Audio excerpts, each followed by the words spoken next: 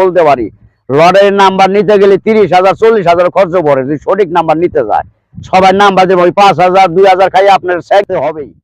সম্মানিত দর্শক, আসসালামু আলাইকুম। আপনারা সবাই কেমন আছেন? আশা করি ভালোই আছেন। আজ আমরা নিয়ে আসলাম একজন অভিজ্ঞ কবিরাজ আকবর মিয়া। তিনি আসলে বর্তমান কি অবস্থায় আছে বা কেমন চিকিৎসা দিতেছে বা কেমন রোগীপত্র হচ্ছে বিস্তারিত বিষয়ে কথা বলে জানার চেষ্টা করি। অনেকেই তার নাম্বারে যোগাযোগ করতে চেয়েছেন, তাকে পান নেই। অনেকে বলছেন নতুন করে ভিডিও করতে। তো এই কারণেই তাকে খোঁজ নিতে নিতে আমরা তার কাছে আসছি এবং নতুন কিছু জানার চেষ্টা করব। ভাই আসসালামু আলাইকুম। ওয়ালাইকুম সালাম। কেমন আছেন আপনি? আল্লাহর রহমতে আমি অনেক ভালো আছি। ভালো আছেন? হ্যাঁ। আপনারা তো আসলে মানুষ অনেকেই খুঁজে পাচ্ছে না। অনেকেই মানে আসলে পুরাপুরি ভিডিওটা দেখে না, হয়তো নাম্বারটার কারণে পায় না।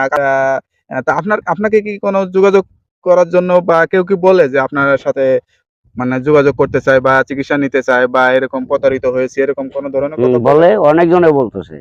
অনেকজনে বলতেছে। হ্যাঁ, যে আপনি আর একটা ভিডিও ছাড়েন, নাম্বার দিয়ে আমরা ওই নাম্বারে চিকিৎসা নেব। আচ্ছা, আচ্ছা। তা আপনি কিরকম সাড়া পেয়েছেন? আসলে আপনি তো আসলে অনেকটাই পরিচিত হয়েছেন। কিন্তু আসলে মানুষজন আপনার সাথে কি বা কিরকম যোগাযোগ? চিকিৎসা সঠিকভাবে নিতে পারবেন। দৌড়ান। তা আপনি কি ধরনের চিকিৎসা দিতে আসলে বেশি উৎসাহ বোধ করেন বা বেশি সাকসেস হন? ধরেন আমি সকল রোগেরই চিকিৎসা আল্লাহর রহমতে 100% সাকসেস হই, কোনোটাই ভুল নাই। আচ্ছা, আচ্ছা। আচ্ছা, আপনার ধরেন ছোট বাচ্চা পোলাপান বিছনায় প্রস্রাব করে, বড় মানুষ বিছনায় প্রস্রাব করে, অথবা মেয়ে বিয়ের লাগ হয়ে গেছে, ওই মেয়েটা বিছনায় প্রস্রাব করে কইতে পারে না, লজ্জার খাতির রোগটা ভালো হয় না, তাই বিয়েও শাদী দিতে পারে না। আচ্ছা। এই কারণে এই চিকিৎসা করে আশা করি নামের পর চালান করতে ইনশাল্লাহ ওই স্বপ্নে আর বিছনায় মুতবো না।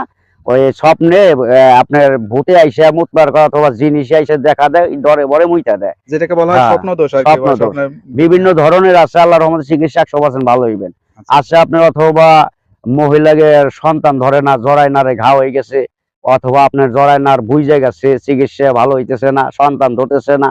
আশা করি আপনারা দয়া করে, অনেক মা বোনেরা আছেন, চিকিৎসা নেবেন। একটা সন্তান আশায় অনেক চিকিৎসা করছেন, বিফলে যেতেছে, কাজ হইতেছে না। আচ্ছা, আচ্ছা। দয়া করে আমার কাছে যোগাযোগ করবেন, নাম্বার দেওয়া থাকবে।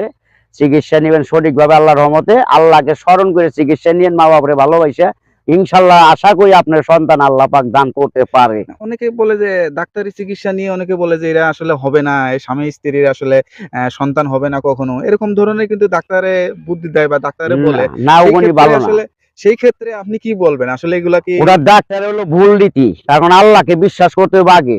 ডাক্তারের ভুল রীতি এসে নাকি ওটা হলো আপনার সুইর মাধ্যমে সন্তান ধরান যাবে, কিন্তু ওটা সবাই মাইনে নিতে চায় না। সেটা এটা কি ধরনের সন্তান হয়, এটা ইসলামেতে জায়েজ আছে ওটা কিনা? মুখে বলা যায় না, ওটা জায়েজ